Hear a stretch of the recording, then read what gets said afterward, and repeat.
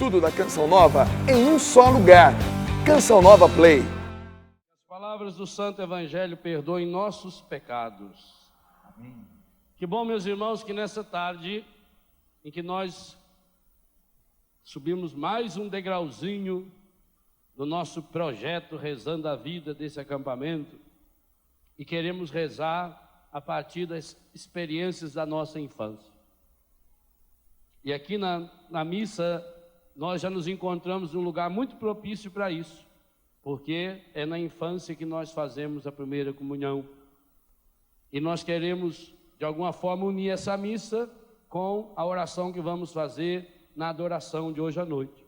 Esse Jesus que nós recebemos agora, que nós acolhemos agora, na palavra, na pessoa do irmão, no sacramento da Eucaristia, nós queremos encerrar o dia de hoje. Esse dia que nós começamos no útero materno, queremos encerrá-lo no útero de Deus, no coração de Deus, que é a Eucaristia. E que bom que as leituras nos falem de uma forma muito próxima, muito afetuosa desse Deus que cuida de nós. Qual é a palavra que apareceu nas três leituras? Credo. Está certo que o Evangelho, Jesus disse que era para ir para um lugar à parte, fazer um silênciozinho. A palavra que está na primeira leitura, que está no Evangelho, está nos Salmos. Deus se apresenta a nós na pessoa de Jesus como nosso pastor. Dos três, o texto mais antigo, o Salmo, que nós cantamos. O Senhor é meu pastor, nada me faltará. Por que é que Deus se apropriou da imagem do pastor para falar de si para nós? Nós não podemos esquecer o contexto do Evangelho. Aquela região em que Jesus viveu, aquela região que foi revelada a palavra de Deus, a Terra Santa, é ainda hoje uma região em que o cuidado com as ovelhas, o pastoreio das ovelhas, é uma das cenas mais bonitas da gente enxergar até hoje. E sabe uma coisa que me fez pensar muito nessa palavra hoje? Todas as vezes que eu fui a Israel, e também quando fui ao Egito, e que pude ver pastoreando as ovelhas, 99% das vezes era mulher que estava pastoreando. A figura que mais vi até hoje na Terra Santa são pastoras e não pastores. E aí nós entendemos essa íntima relação que Deus usa, porque se nós olharmos as grandes imagens que Deus faz de si na Bíblia, são imagens femininas. Poucas vezes Deus usa uma analogia masculina para falar de si. Deus, quando se apresenta numa linguagem feminina para nós. Ele se compara sempre a animais fêmeas. Por exemplo, a galinha que recolhe os pintinhos sob as suas asas, assim eu quero reunir o meu povo. E agora eis o que disse o Senhor, aquele que te gerou, aquele que te formou. Oséias 11, por exemplo, eu ensinei Efraim a caminhar, eu amamento esse meu povo, eu trago como asas de águia. Também aqui no pastor, me parece que se a gente quisesse ser mais fiel ao texto bíblico, deveríamos traduzir como pastora, porque de fato até hoje, a grande maioria daqueles que cuidam das ovelhas são as mulheres, as pastoras. E por que ovelha? Embora aqui no Brasil também a gente tenha contato com as ovelhas, a ovelha é um animal excepcional, mas ao mesmo tempo, na natureza toda eu não sei se existe um animal mais frágil do que a ovelha. A ovelha é um animal que não tem defesa nenhuma, a não ser as suas cabeçadas, porque é um bicho de cabeça dura. Talvez seja por isso também que ele faz a analogia de nós como ovelhas. Talvez a única semelhança que a gente tenha seja também a nossa cabeça dura, porque uma ovelha, se der uma cabeçada de frente na gente, arrebenta. Fora isso, um cachorrinho pequenininho mata uma ovelha. A ovelha não tem defesa nenhuma. Segunda coisa, a ovelha por si mesma não tem senso de direção. Um cachorro tem um senso de direção espetacular, até pelo faro. O cachorro segue a trilha da gente no meio do mato e acha você, horas depois. Gato tem um senso de direção espetacular. A história de gente que tinha raiva do gato, mandou o marido pôr o gato dentro de um saco, levar o gato 10, 15 quilômetros. Daí uma semana o gato apareceu lá, ferido, machucado, magrelinho. Aí a dona ficou com tristeza. Ah, minha Nossa Senhora, ficou com dó do gato, adotou o gato de vez. Um bicho que volta. Vaca tem um bom senso de direção. As aves só se reproduzem porque tem um senso de direção fabuloso. No entanto, a ovelha não tem senso de direção nenhum. Se você pegar uma ovelha do meio do rebanho, afastar-se 20 ou 30 metros com ela e colocar ela no meio do mato, ela morre lá. Por isso que Jesus diz que ele é o pastor que vai atrás daquela ovelha ferida e machucada, a ovelha perdida. Não só porque ele ama a ovelha, mas porque ele sabe que se não for atrás, ela morre. E por que Jesus diz no Evangelho hoje que ele olha para nós com pena, com tristeza? Porque somos como ovelhas sem pastor. Exatamente isso. A ovelha sem pastor é uma ovelha ferida e machucada com muita facilidade. É uma ovelha que não consegue enfrentar o lobo, porque a velocidade dela é muito pequena, o senso de direção é quase nenhum. Diz os especialistas que a ovelha não enxerga muito mais do que 10 metros, que a ovelha leva em média 2 anos para conseguir guardar a fisionomia de alguém. Por isso que a ovelha tem um senso muito apropriado no ouvido, ela escuta muito bem. O sentido mais definido da ovelha é a audição. Talvez seja por isso que a Bíblia fala tantas vezes: escuta Israel, Shema Israel, ouve Israel. Porque será que Deus é um Deus que nos fala e nos convida a obedecer? E nós sabemos, obedecer significa ouvir, audir significa acolher a palavra. Se o senso mais desenvolvido da ovelha, o sentido mais desenvolvido da ovelha é o ouvido, talvez seja por isso que Jesus tantas e tantas vezes tenha reproduzido como os profetas: aquele que tem ouvidos para ouvir, ouça. Ora, quando nós falamos de uma ovelha, nós estamos falando de criação, e falar de criação é lembrar criança. A raiz da palavra é a mesma. Criação e criança vieram da mesma palavra, significa aqueles ou aquelas que precisam de cuidados especiais. Se a ovelha é um bicho tão frágil, não há na natureza, e nem a ovelha, um bicho tão frágil, especialmente na infância, quanto o ser humano. Todos os outros animais conseguem sobreviver por si mesmos. O ser humano, a grande maioria, morreria. Se você pegar um cachorrinho de 15 dias, ele sabe tudo que a mãe sabe, já fala todo o idioma da mãe, tem todos os dentes na boca, já sabe correr, já sabe latir, já sabe fazer tudo. Em 2 semanas já abre o olho. Um cabritinho, depois que nasce, em 2 ou 3 horas está andando e pulando. O bezerro, em algumas horas, anda, faz tudo que a mãe fala tudo que a mãe fala, sabe o idioma de cor já, tudo completo, tem todos os dentes. Cachorrinho vai lá, faz o servicinho dele, faz o cocôzinho dele, não precisa hipoglós. Já viu? Pequenininho, cachorrinho de 1 mês. Agora, vocês já viram a cachorrinha ensinar o cachorrinho a fazer xixi e cocô? Que bonitinho. Na língua. A mãe fica lambendo ali, lambendo. Aí estimula a micção. Ele vai lá, faz o cocôzinho dele. Se ficou alguma sobrinha, ele acha um montinho de areia, dá uma passadinha lá assim. Não precisa hipoglós. Não precisa fralda. Veja como a natureza é... E o ser humano? Não precisa nem ser criança. Pega um dia que você tiver um problema no Ministério Interior e que vem meio desprevenido, você vai ver o tanto que assa. Nunca se assou não? Dureza. Uma vez um colega meu, nós íamos na Semana Santa lá na Barra. Aqui estava chovendo muito, emprestamos uns cavalos lá na Água Limpa. Em pelo. E ele não está acostumado a andar a cavalo. Gente, quando chegou lá, ele não pôde encenar a paixão de Cristo. Ele estava encenando a própria paixão. Ao invés de ele ser jogado na cruz, ele se jogou de bruços numa cama. E nós arrumar nata de leite para passar no coitado. É terrível. Coisas tão simples assim, o cachorrinho sabe. E os cachorrinhos lá nunca assaram nenhum. Nunca usamos nenhuma pomada, nem nada.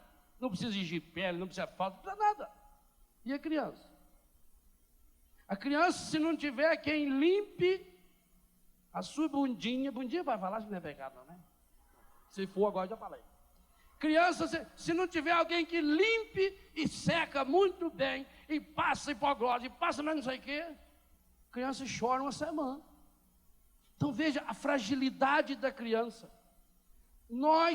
Quantos meses a criança leva para se tornar independente? Anos. Precisa ensinar tudo, precisa cuidar o tempo todo, numa fragilidade. Eu penso que seja por isso que Jesus usa a analogia da ovelha. De todos os animais que o Senhor conhecia, nenhum é mais frágil que a ovelha. Mas ao mesmo tempo, nenhum tem uma relação de afetividade, de carinho. É a coisa mais linda do mundo. Você vê uma pastora, um pastor de ovelha, chega lá, ele chama a ovelha pelo nome e ela sabe quem ela é. Ela desenvolve essa relação de ouvir e depois de seguir, de estar próximo. Cena linda, a gente vê em filme, quem já teve a graça de ir à Terra Santa já viu, ou quando foi em algum lugar que tem pastor e pastoras de ovelha, o pastor carregando a ovelha aqui no ombro ou no colo. É a mesma analogia da criança que precisa receber essa carga imensa de amor. Acontece que cada um de nós, sem exceção, ao longo da nossa infância, obviamente, porque não fomos criados feito aquela bateria numa redoma. Eu gostei dessa ideia da redoma ali. Será que a bateria estava irritando tanto o povo que estava jogando alguma coisa nele lá? Hein? Ou, quem sabe, para imitar Nossa Senhora e Jesus, o xícara agora está ali também, envolto. Ficou bonito, Ricardo, eu gostei dessa ideia sua, muito bacana. Então, nós não fomos uma criança que tivemos uma redoma de vidro. Lembra do Pequeno Príncipe? Quando o príncipezinho tem uma rosa, e a rosa dizia para ele que era única no mundo, então ele punha uma redoma de vidro naquela rosa, e todo dia cuidava, e um dia ele chegou num jardim e tinha 5.000. E falou, meu, se a minha rosa vê esse negócio aqui. A criança não dá de se criar nessa redoma de vidro. E pior, quando cria nessa redoma, então ela se torna um ser da pior espécie, porque não há um ser mais terrível no mundo de uma criança que não tenha um pastor que cuida dela. E hoje eu vejo com muita preocupação isso, porque a Nova Era está fazendo um projeto muito claro, muito bem definido para pastorear as nossas crianças. Eu fico preocupado, seriamente preocupado, com o mundo que nós vamos viver daqui a alguns anos, quando essas crianças que são pastoreadas pela televisão, pastoreadas pelos desenhos animados, pastoreados pela pornografia que chega até nós, pelas canções e companhia limitada, por essas crianças que não têm o contato com seus pais, que não têm nem o contato físico, quem sabe para levar uma chinelada, para levar um puxão de orelha. Eu não sei aonde vai parar, porque pensa bem agora uma coisa, você, olha a sua infância. Quantos de nós aqui, graças a Deus, a grande maioria, que nascemos de uma família normal. Graças a Deus, a grande maioria de nós aqui, nascemos numa família que tinha fé católica, participamos da catequese, aprendemos no catecismo, fizemos a primeira comunhão, tivemos uma vida normal, tivemos o pai ou a mãe, ou os dois, tivemos o aconchego, e ainda assim, quantas mágoas, quantos traumas, quantos pecados que nós cometemos hoje na vida adulta, que aprendemos e herdamos da nossa infância. Por quê? Se a infância é esse primeiro contato com o mundo, é aí que começa também a aparecer as grandes comparações. Tenta relembrar hoje, diante do Senhor, Primeira vez que você foi na escola, a insegurança da escola, o desconhecido da escola, a casa, aquele contato afetivo da família, aquele mundinho que protegia, e você foi lançado. E eu fui para a escola, eu tinha 7 anos de idade. Eu tenho pena dessas crianças, parece tudo filho de japonês, que hoje com 1 ano e meio, 2, já estão na escola. E já vão para a escola às 6 da manhã e chegam em casa às 10 horas da noite. Porque tem que ocupar o tempo deles. Porque a mãe não aguenta e eles têm que mandar para a escola. Arrumar na escola de natação, escola de pintura, escola disso, escola balé, e não sei o quê, para encher o tempo do rapazinho, porque aguenta com ele em casa. Fica 2 dias com ele o dia inteiro para você ver uma coisa. Aguenta, não aguenta. Então é mais fácil a gente trabalhar, arrumar dinheiro para pagar alguém, para cuidar da criançada, que aí mesmo estando longe, a gente só vê o filho quando está tudo bonitinho, quando está ajeitadinho.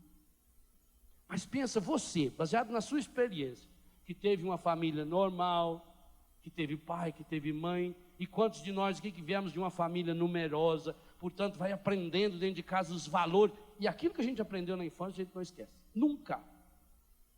Hoje está mais do que comprovado que a afetividade do ser humano, do ponto de vista psíquico, ela é marcada por aquelas experiências que a criança teve até os 6 anos de idade. E digo uma coisa a vocês, se a psicologia afirma isso como ciência, eu afirmo também com consciência religiosa que só é possível mudar um distúrbio de comportamento, só é possível vencer um vício, só é possível superar um problema aprendido na infância a partir da experiência de um encontro pessoal com o Senhor. Senão, isso é impossível. Sem a experiência da cura interior, impossível. Sem a experiência da cura interior, o que nós conseguimos fazer? Nós conseguimos analisar o problema. Então você pega uma criança, um adolescente ou um jovem e vai descobrir, primeiro, a raiz de 99% de todos os problemas que eu e que você temos, elas vieram da nossa infância. Então você vai numa escola de psicologia, por exemplo, que trabalha a psicanálise, a psicanalítica, a linha freudiana. Vai fazer uma análise e vai dizer, olha, aqui há um determinismo genético. Porque hereditariamente você teve esse problema, você não conseguiu superar esse problema, isso foi uma fixação da fase oral e não sei o que, e pronto. E o que eu vou fazer com isso? Ah, meu filho, agora, sei lá. Você vai fazendo consulta, é 150 cada uma, você vem aí durante uns 10 anos. Aí você, não, eu não quero a psicanálise. Não quero, eu quero algo mais realista, que se baseia mais na vida que eu vivo. Então eu vou numa escola behaviorista, comportamental, norte-americana, coisa fina, coisa de primeiro mundo. E ele vai dizer, não, o problema não é um determinismo genético. Isso é um determinismo comportamental. Não é que você herdou isso da sua família, você aprendeu isso com a sociedade, mas também não tem mais jeito, aprendeu, está aprendido, agora você se conforma desse jeito, assume isso, você virou meio destambelhado, não tem importância, agora você está meio creusa, continua, seja feliz, seja uma creusa feliz, né? Assuma a sua, não, pois eu digo a você, Jesus Cristo é aquele que olha para mim e para você e diz o seguinte, independente do seu condicionamento genético, independente do seu determinismo ambiental, daquilo que você aprendeu, que você foi condicionado, há um sentido para a sua vida. Por quê? Porque a palavra diz de onde eu vim, por que eu vim e para onde eu vou. E quando eu acho esse sentido para a minha vida, não interessa aquilo que eu fui ou deixei de ser, aquilo que me fizeram ou que eu fiz. Interessa que a graça de Deus é maior do que qualquer situação de miséria humana, de condicionamento humano.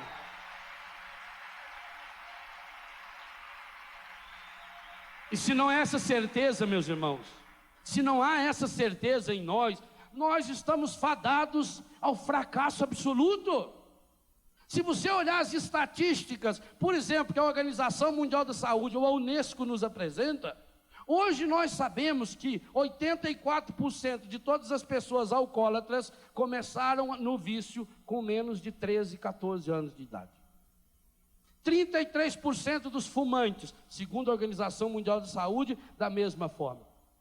O índice de pessoas hoje viciadas em drogas, desde a cola do sapateiro, do crack, que é uma pedra baratíssima vendida nas periferias das grandes e das pequenas cidades, da própria maconha. Só de maconha hoje, a Organização Mundial da Saúde fala que existem no mundo 144 milhões de usuários.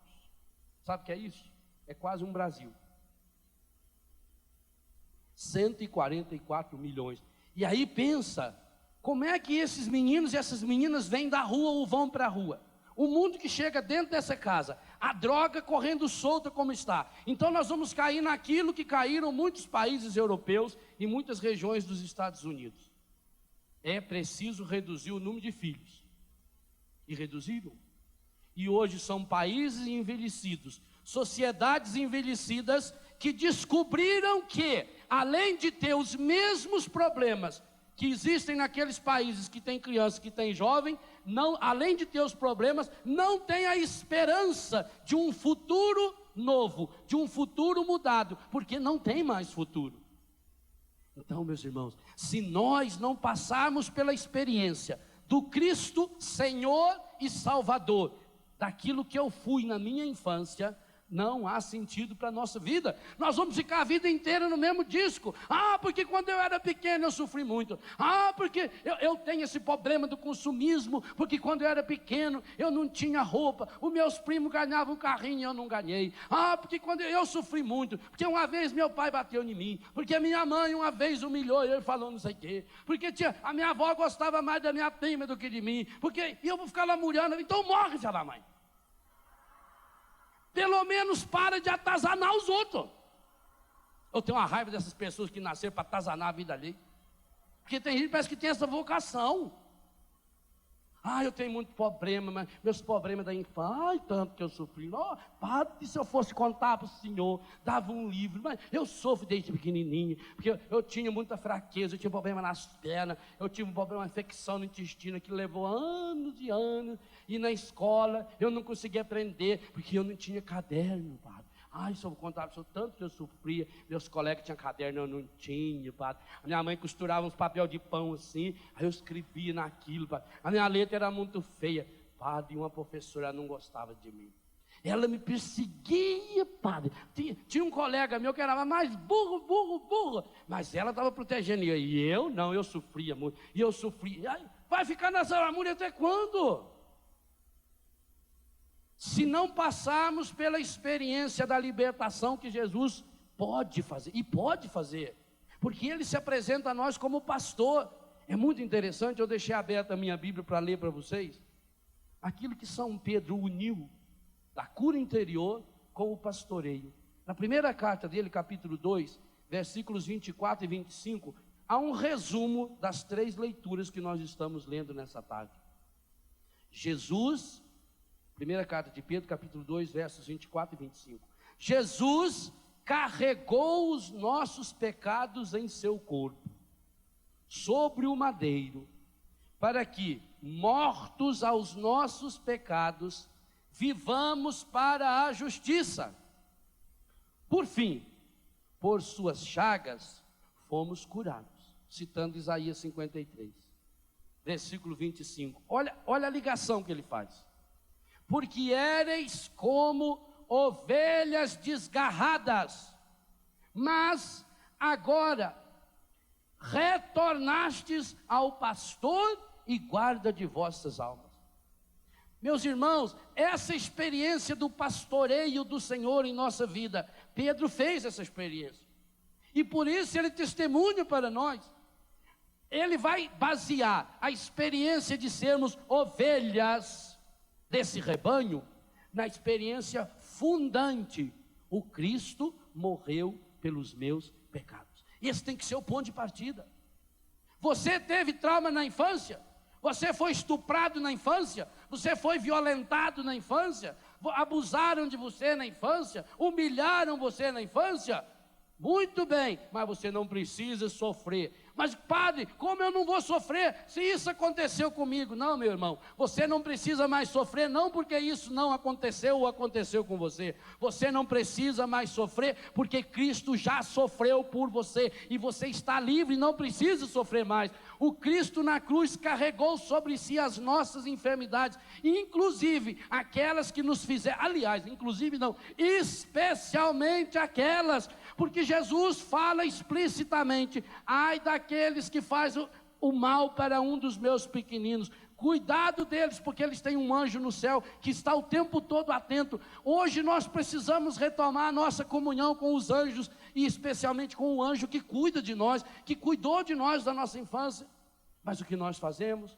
Nós ficamos cavucando cada vez aquele problema. E aí, que eu falei ontem à noite, para justificar, para tentar achar desculpas ou tentar achar um culpado, para continuar vivendo num pecado que com o tempo, e eu explico bem isso no Rezando a Vida, com o tempo o que aconteceu? A gente passou a gostar do pecado. Quantos que tiveram essa terrível experiência da violência sexual, até mesmo dentro da própria família, que é um problema que infelizmente se alastra mais do que a gente imagina. Aquilo que era uma violência, então você era criança, você tinha medo, a pessoa adulta usou e abusou de você, e disse para você que você não podia falar nada.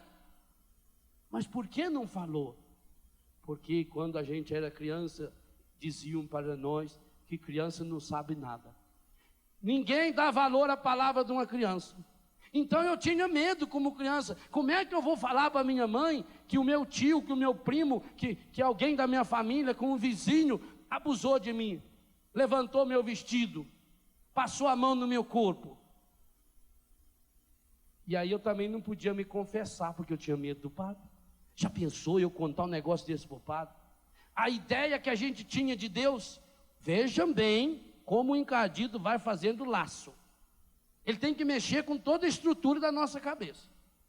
Eu tenho que ficar quieto porque eu sou mais fraco. Aí alguém mais forte me obrigou. Seja uma violência sexual, seja me ensinou um roubo, me ensinou um vício, me ensinou a fumar, me ensinou a fazer qualquer coisa errada, qualquer pecado, qualquer vício. Não vamos pensar sempre nessa área sexual, embora essa é uma área que fira de fato, que deixa marcas profundas, até pelo que a gente já meditou hoje de manhã.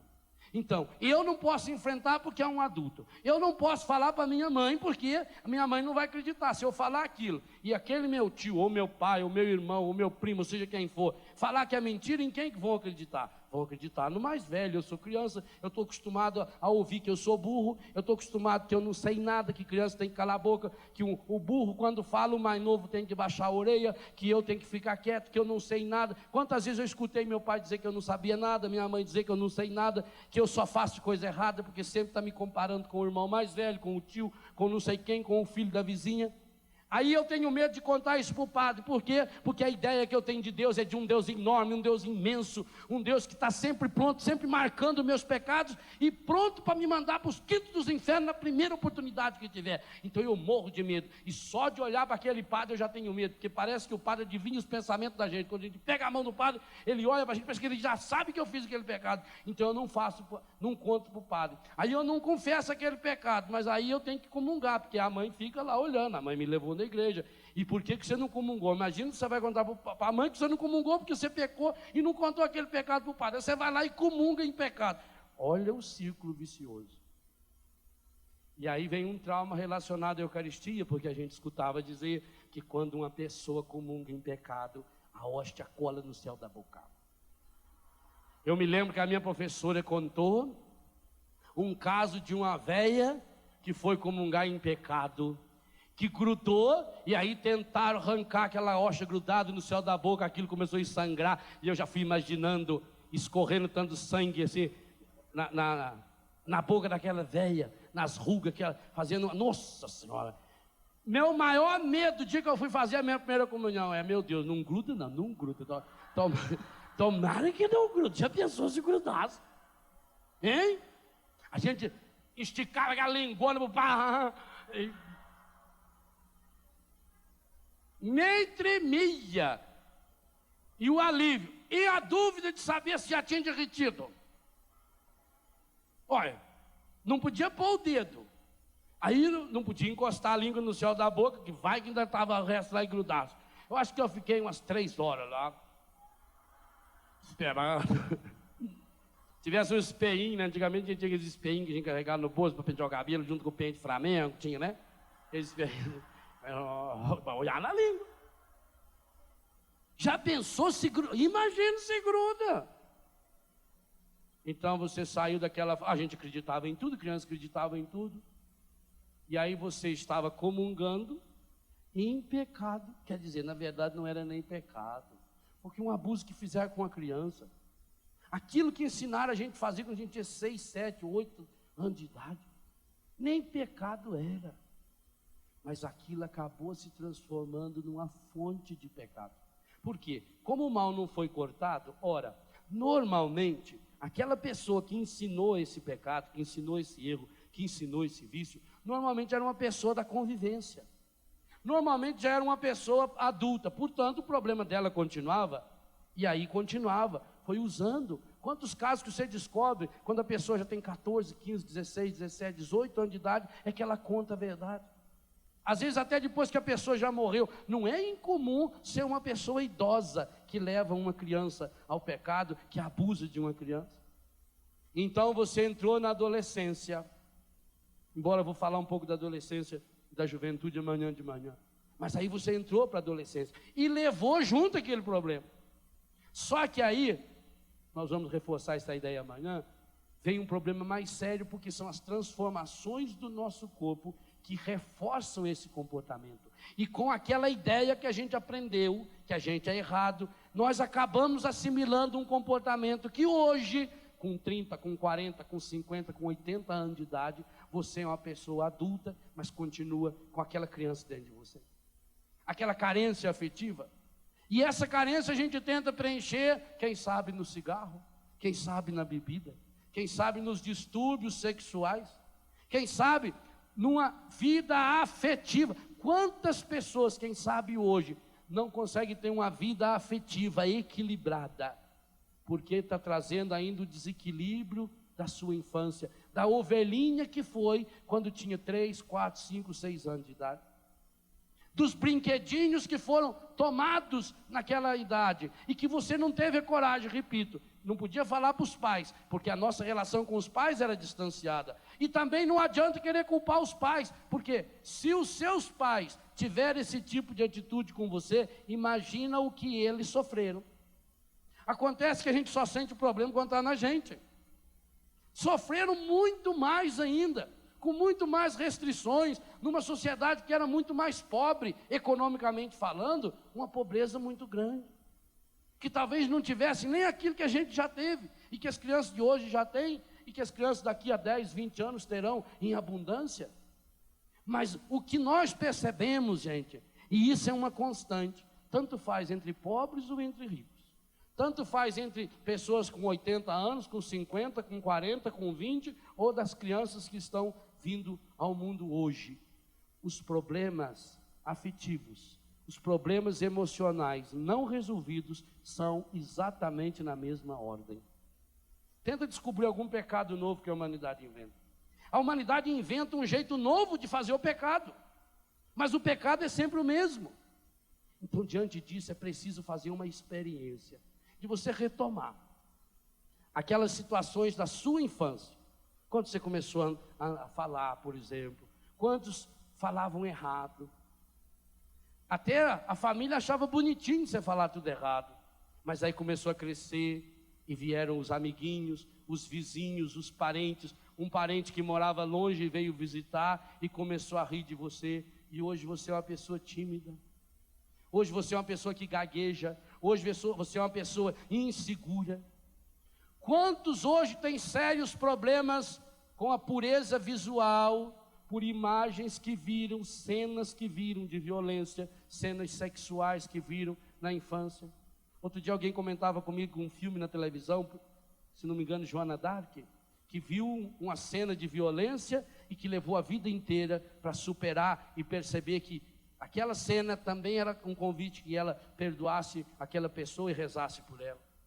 É mais ou menos essa assimilação que nós precisamos fazer. Nós precisamos, gente, tirar uma máscara que colocaram em nós de uma santidade que nós não vivemos na nossa infância e adolescência. Não porque nós não desejássemos. Meu Deus do céu, quantos de nós desejamos profunda e ardentemente a santidade? Quantos de nós? Tenta lembrar as emoções e as alegrias que tinha no seu coração no dia da sua primeira comunhão. Eu vou fazer esse convite hoje à noite.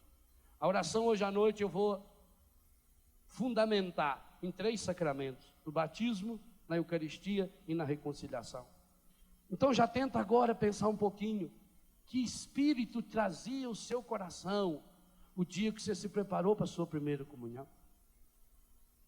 Que desejo de santidade tinha no seu coração? Que desejo de pureza tinha no seu coração quando você se preparou para a sua primeira confissão, mesmo que revestida de tantos medos? Mesmo que tenha sido preparado até de forma errada, porque éramos crianças, muitos de nós lá no interior, não sabiam bem as coisas. Mas tenta relembrar hoje, o seu coração batendo de alegria, porque você ia receber Jesus pela primeira vez.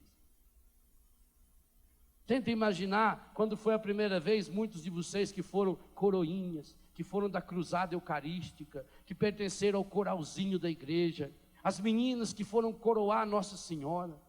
Meu Deus, quanta emoção, como é que se preparava? Passava o dia inteiro ensaiando, a mãe estava lá na cozinha, a mãe estava lá no tanque lavando roupa, e a menininha estava lá ensaiando a musiquinha, brincando de coroar Nossa Senhora, fazendo Nossa Senhora de um sabuguinho para coroar, para ver se ia coroar direitinho. E onde foi parar aquela pureza? Tenta recordar hoje, você menino, você menina, ansiosa para correr para o colo do seu pai. E por que tudo morreu? Ah, porque eu cresci. Jesus disse, se você não fizer como uma criança, você não entra no reino. Porque perdemos essas dimensões que nós vivemos, que foram tão bonitas, e perdemos por quê?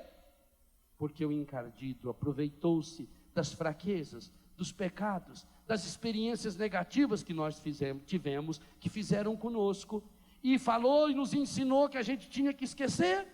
Então, tentando esquecer as experiências negativas que tivemos, e repito, não há nenhuma pessoa aqui que não teve experiência negativa na sua infância, nem Jesus.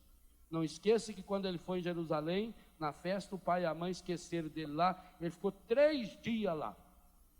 Lá que deu origem àquele filme Esqueceram de Mim.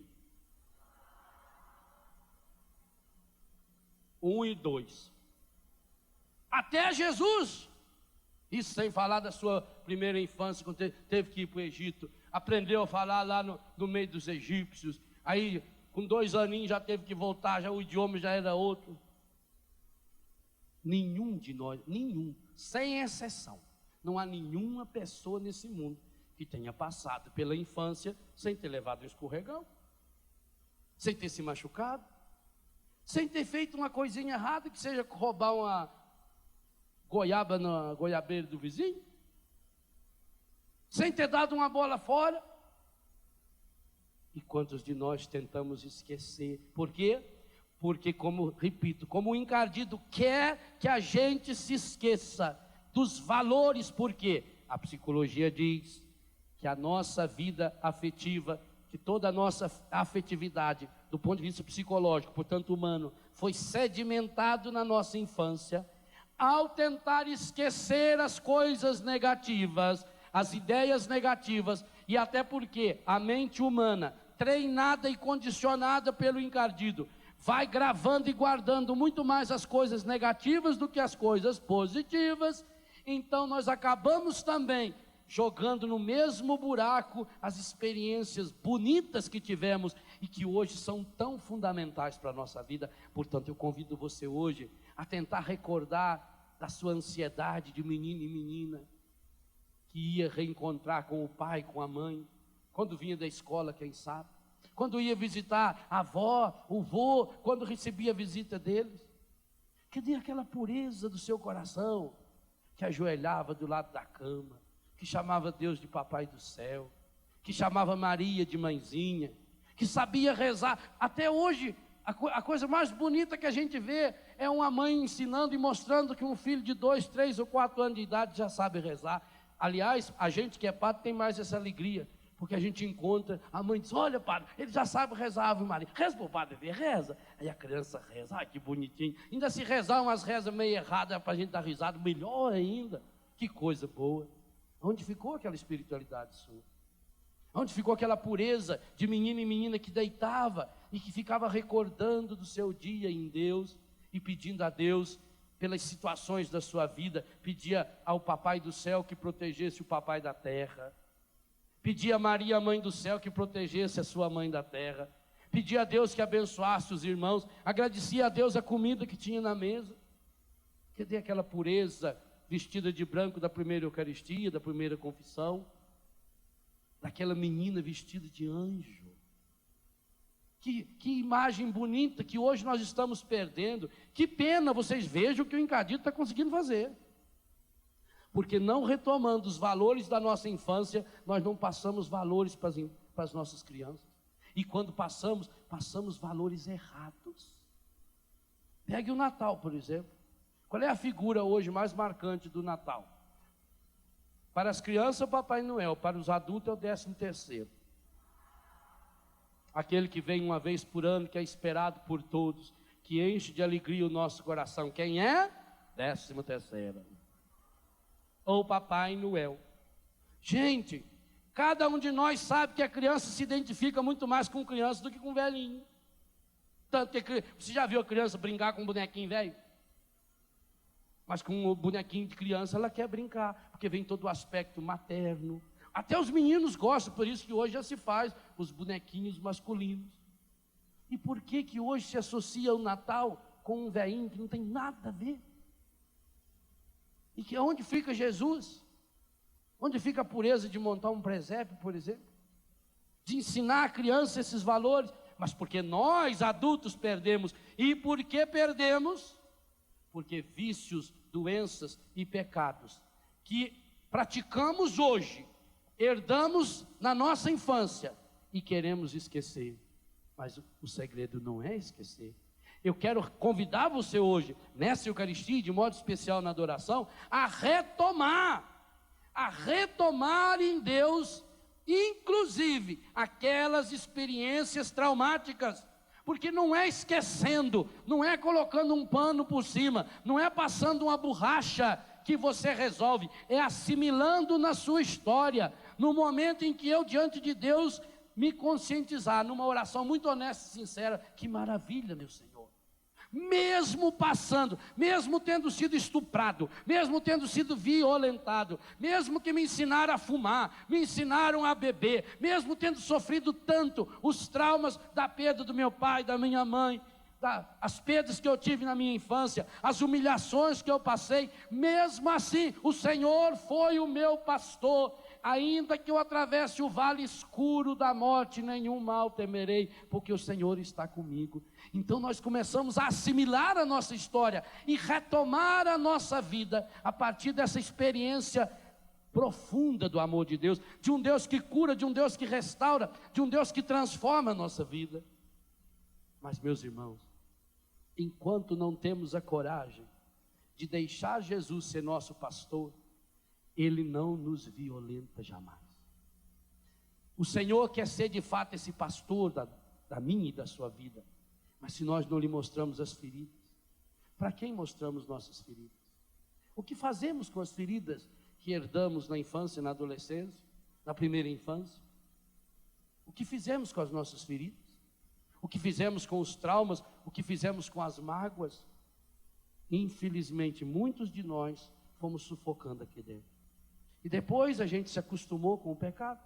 E depois a gente se acostumou com o vício. E hoje somos adultos, mas ao mesmo tempo infantilizados.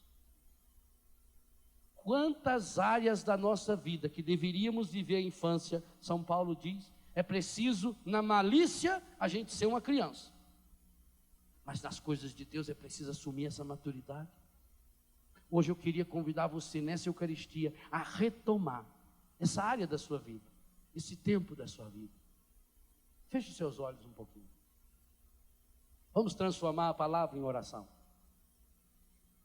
Mais uma vez faça aquele convite.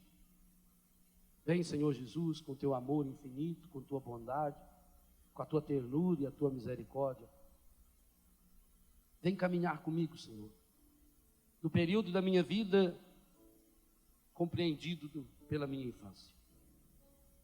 Desde os primeiros passos.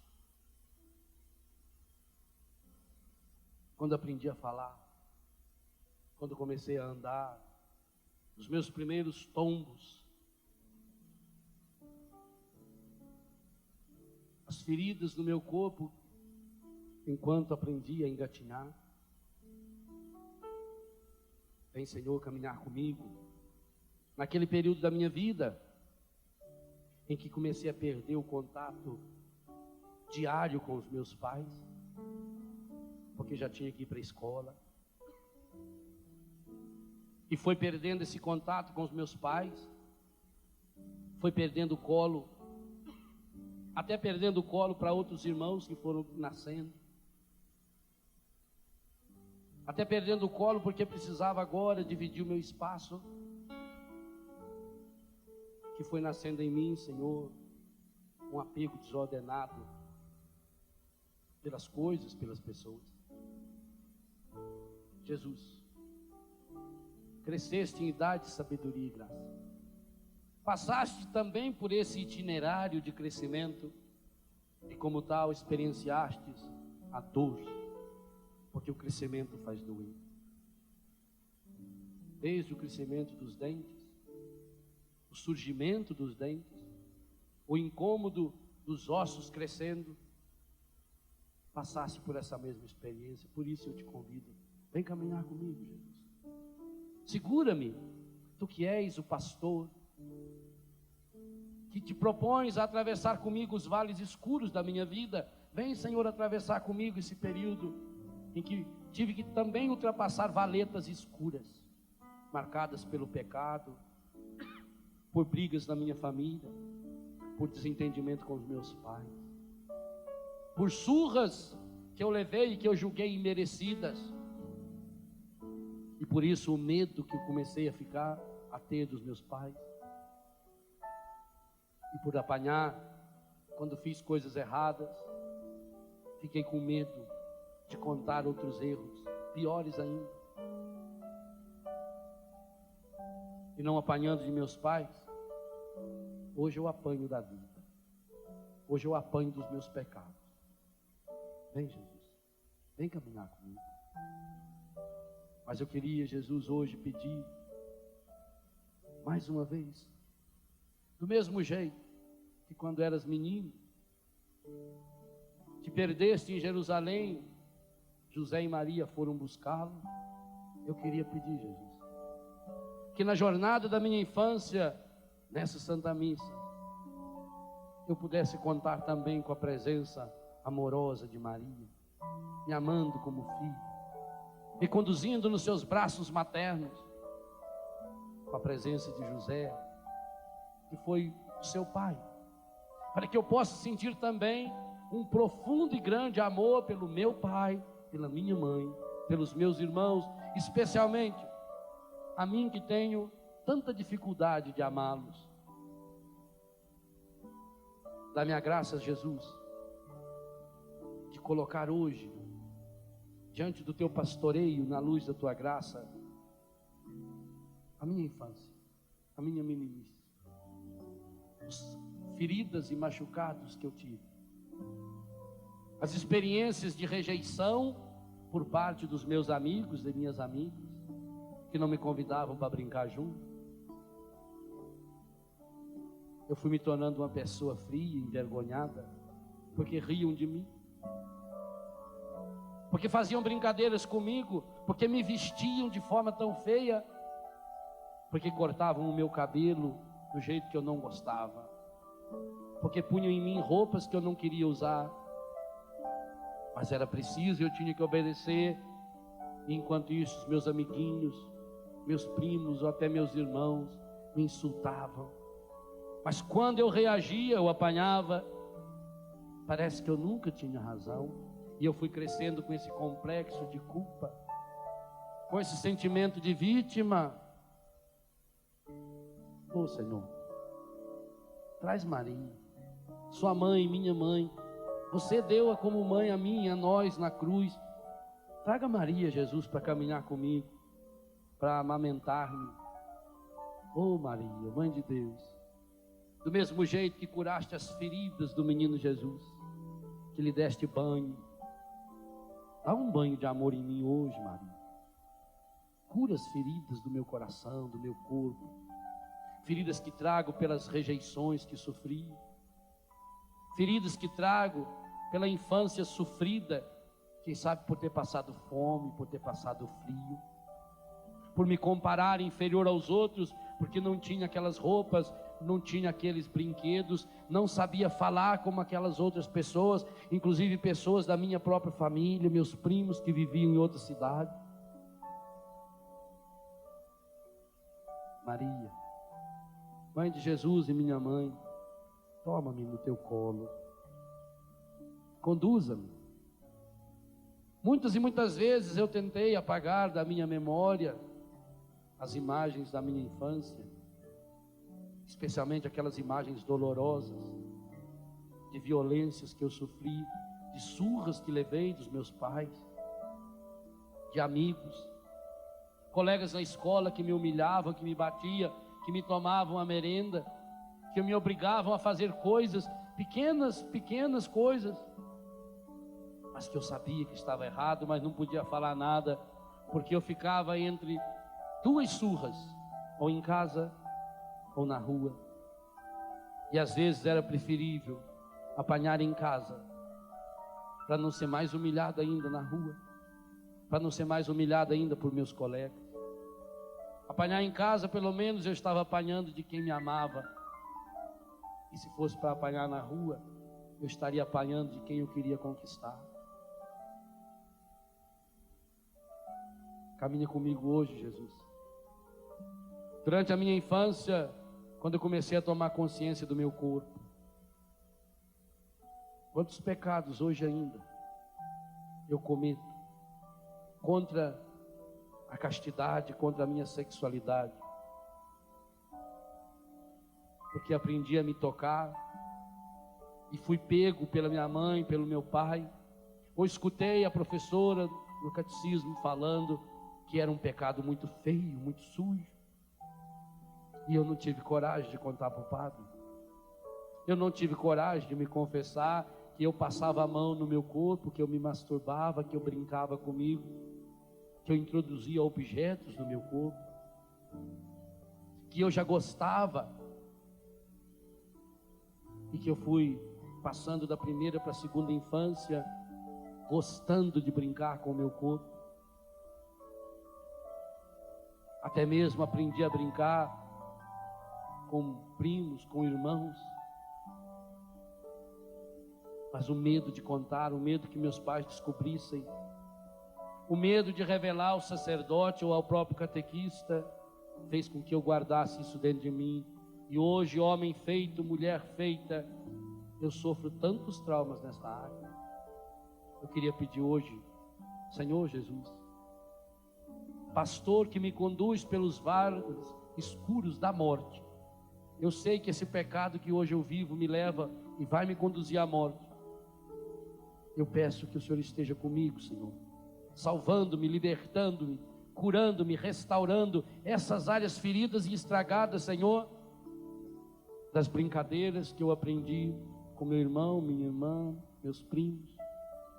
Mas também, Jesus, eu quero colocar a dor que ainda está gravada no meu inconsciente, no meu subconsciente, por ter sofrido violência sexual daquele meu primo, daquela minha prima, do meu tio, de alguém da minha família, da minha própria casa. Quantos e quantos anos, Senhor, eu fui obrigado a me submeter a brincadeiras e até mesmo as experiências sexuais. Eu fui violentado, eu sofri estupro. Eu tinha muito medo, Senhor, medo que as pessoas descobrissem, medo de ser condenado, e eu acabei escondendo isso na infância, Senhor. Oh, meu Deus, como eu venho pagando caro ao longo desses anos todos. Como eu tive medo que meu marido descobrisse, que minha esposa descobrisse. Hoje eu quero pedir, Senhor, esteja comigo nesse momento. Senhor, por mais doloroso que possa parecer, eu quero pedir a graça, Senhor. A graça de sentir e saber por experiência que o Senhor estava presente naquele dia, naquele momento. Feche os seus olhos. E se você não passou por uma experiência assim, vá orando por esse irmão, por essa irmã, quem sabe do seu lado, que passou uma experiência dessa, que sofre tanto. Seja solidário com a dor desse irmão, com a dor dessa irmã.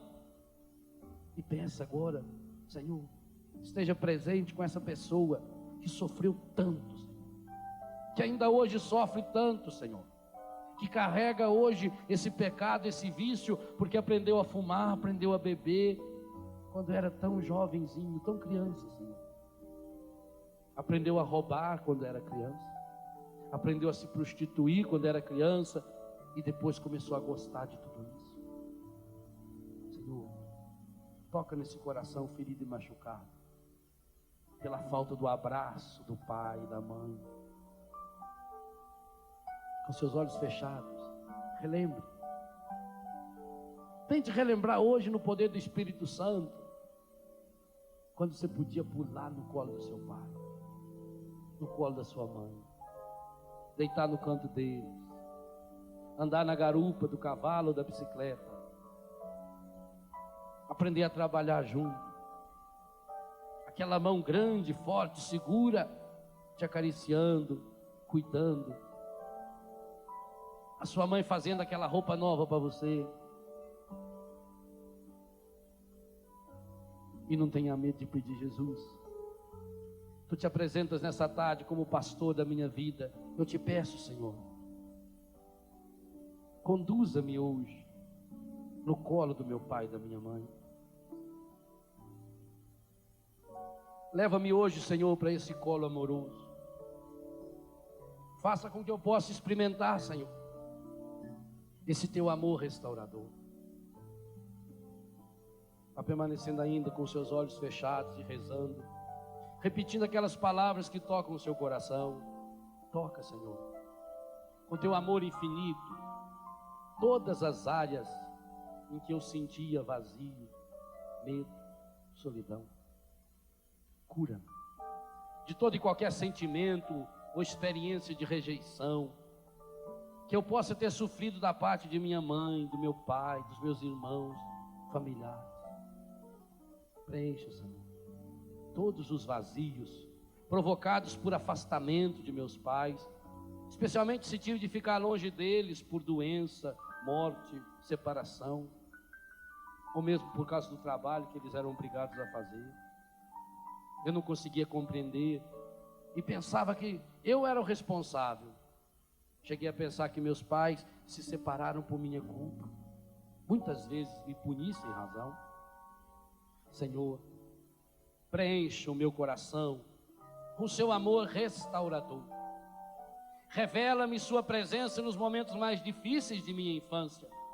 Do mesmo modo que o Senhor encontrou apoio, força, carinho e ternura nos braços de José e Maria, eu te peço, dá-me a certeza da presença amorosa de Deus Pai em minha vida.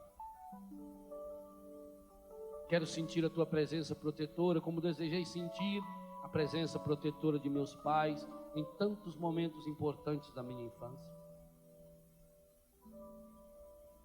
Aprendi a fazer muita coisa errada. Eu achava que era errado o que eu fazia, mas tinha medo de abrir-me com meu pai, com minha mãe.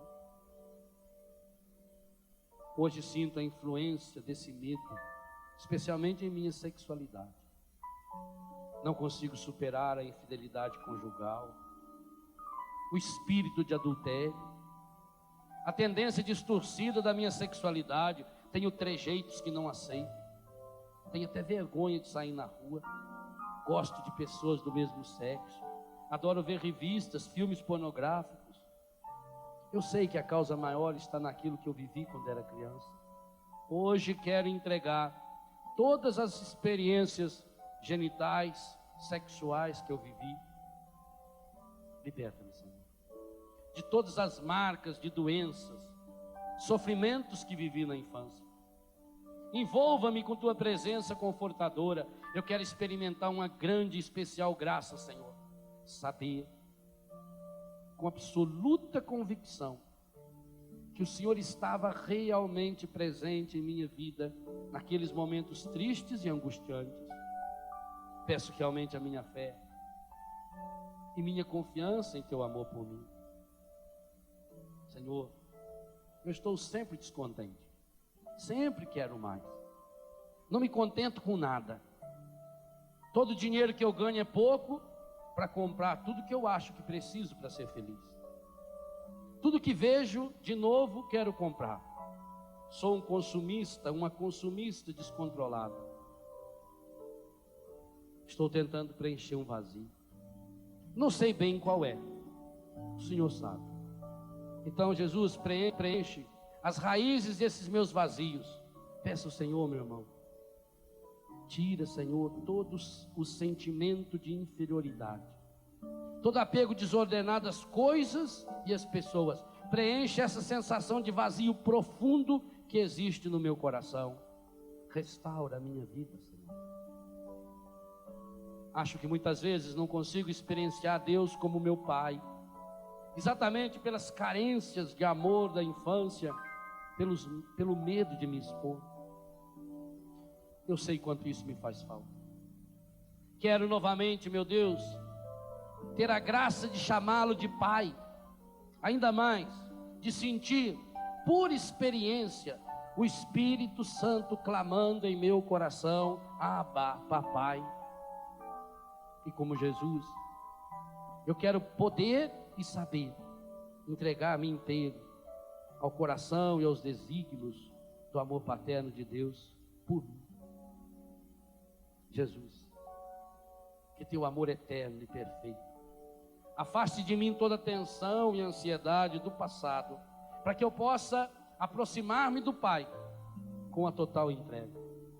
Tira todo o medo que ainda tenho de Deus. Liberta-me de todo possível e inconsciente sentimento de rejeição, falta de amor, de medo. Preenche, Senhor, todas as áreas mais íntimas de minha vida. Mais do que nunca quero sentir que é verdade aquilo que a tua palavra me ensina. És precioso aos meus olhos. Eu te aprecio, eu te amo. Quero também, nesse momento de oração, colocar na tua presença todos os membros da minha família, inclusive os que já partiram para o céu. Meus pais, irmãos, avós, tios, primos. Peço que o Senhor abençoe minha família hoje. Quero poder enxergar cada um segundo os teus olhos. Quero vê-los do mesmo jeito que o Senhor os vê. Sei que minha dificuldade de amar cada um deles está ligada ao fato de que muitas vezes só vejo seus defeitos, suas falhas, seus erros e suas limitações. Quero ser liberto de todo ressentimento que tenha em relação a qualquer membro da minha família. Toca cada área de meus relacionamentos familiares com tua paz, com tua luz, com tua ternura e misericórdia. Senhor, e eu convido especialmente você, meu irmão, a de fato tomar posse dessa palavra. Senhor, ajuda-me a acreditar que já estou purificado de toda mancha de pecado que experimentei na infância. Diga isso ao Senhor. Ajuda-me, Senhor, a tomar consciência de que já estou purificado de toda mancha de pecado que experimentei na infância. Quero ser livre de toda mágoa, de todo ressentimento, dos sentimentos de traição, dos sentimentos de vítima, de tudo que me impede de realmente confiar nas pessoas ao meu redor. Coloco tudo que vivi na infância em tuas mãos, Senhor. Quero unir ao teu carinho cada área da minha existência. Peço a graça de saber conservar vivo tudo que foi bom. Quero continuar com a mesma pureza e serenidade. Quero continuar tendo a coragem de maravilhar-me diante das belezas do universo. Quero continuar tendo a autenticidade e a verdade do coração de criança. Quero preservar a graça de confiar nas pessoas, de não ter medo de chorar, de me alegrar por coisas até pequenas. Quero ser livre como a criança que um dia já fui e que mesmo crescido continua a existir dentro de mim. Cura, Senhor, toda e qualquer situação de pecado, de enfermidade, de insegurança, de dor, de tristeza, de angústia, de pobreza, de separação, de miséria, de vício, de pecado, que eu cultivei em minha vida pelas experiências que tive ou que sofri na minha infância. Cura, Senhor, restaura, Senhor, liberta, Senhor, com teu amor. Está pedindo isso ao Senhor. Faça a sua oração ao Senhor. Pai Santo, Pai querido, Pai amado, com Jesus, o pastor, cura cada área ferida e machucada da minha vida, da minha história, dos meus anos de infância, do meu contato com o mundo, dos aprendizados das coisas bonitas, mas também as coisas negativas que aprendi, da pureza que eu perdi, da alegria que eu enterrei, da espontaneidade que eu deixei de lado. Hoje eu quero retomar a beleza da criança que eu fui, que é o único jeito de entrar no seu reino, cujo pastoreio hoje profundamente desejo novamente experimentar. Cura, Senhor.